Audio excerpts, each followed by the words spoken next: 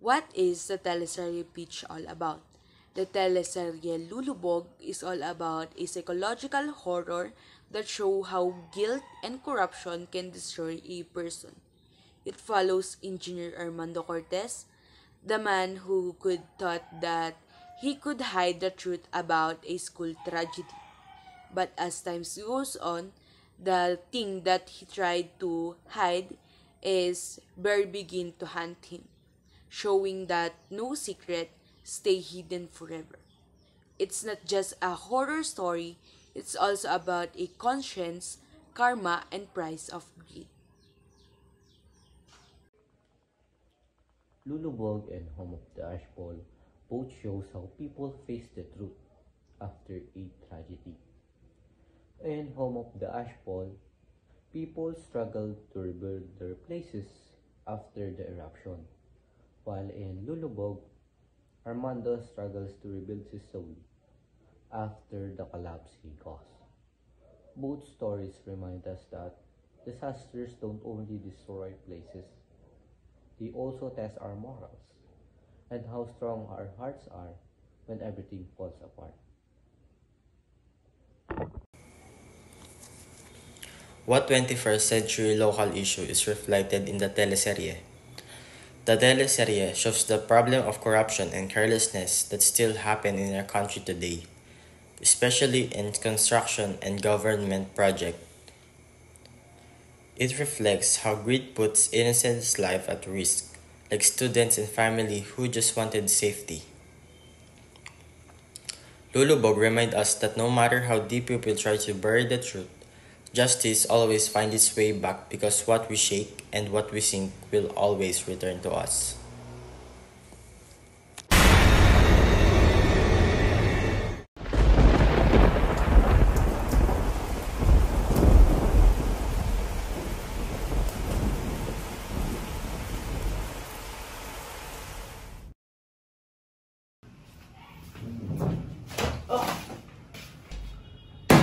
Punyeta, anong ibig sabihin nito? Bumagsak ang gusali? Sir, kalma. I'm already taking care of it.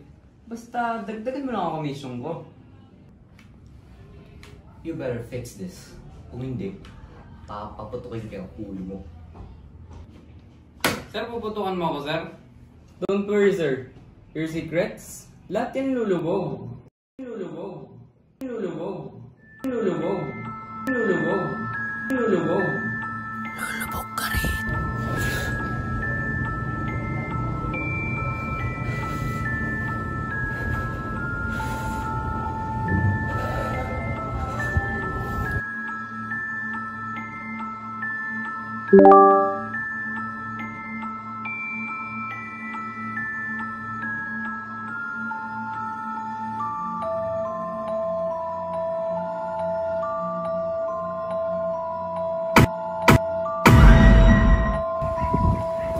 Lahat sila namatay dahil sa'yo.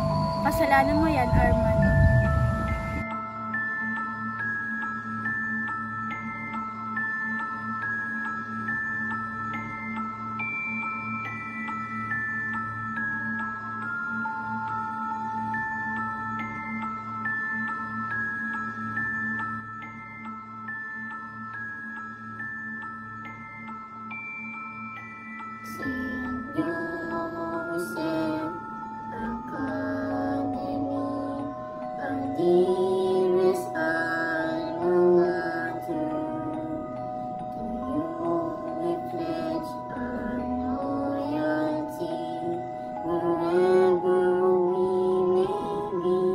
Nanang Lindol, babangon ng paaralan, lulutang ang bangkay ng nakaraan.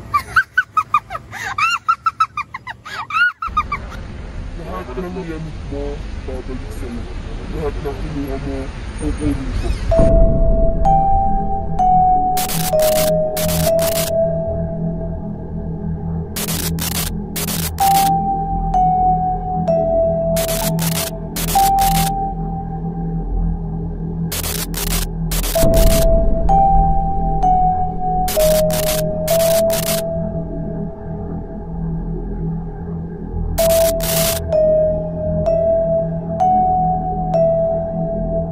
Hindi ko sinasadya. Wala, wala akong alam dun. Those materials. Si Felipe yun. Kasama ka. Isasama kita.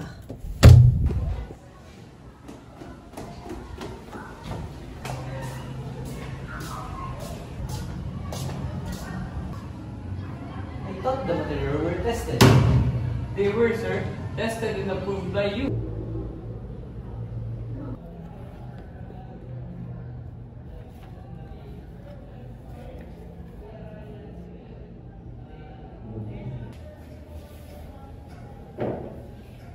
Hindi mo kailangan maniwala mo ito.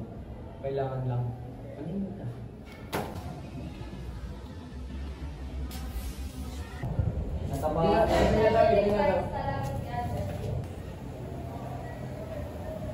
Tandaan mo, mas madaling itago ang bitak sa semento kaysa sa bitak ng konsyensya. Dahil sa pera, nagtiis lahat ng may alam kahit mahirap.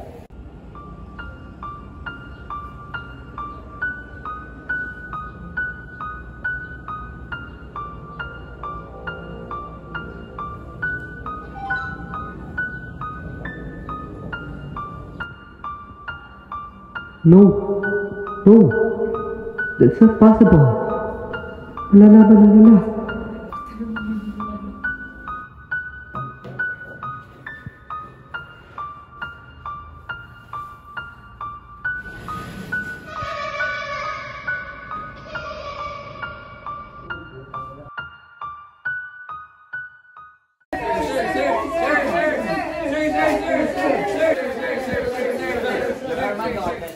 Engineer for the completing project. We here designed the clearance 2 days before the phase. Can you confirm? No, that's not me. It's fake. Sir.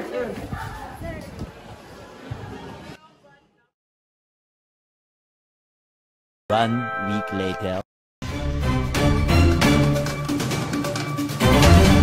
Following investigation, Engineer Armando Cortez released new evidence on unflush bin and unsafe contractor materials approved this May.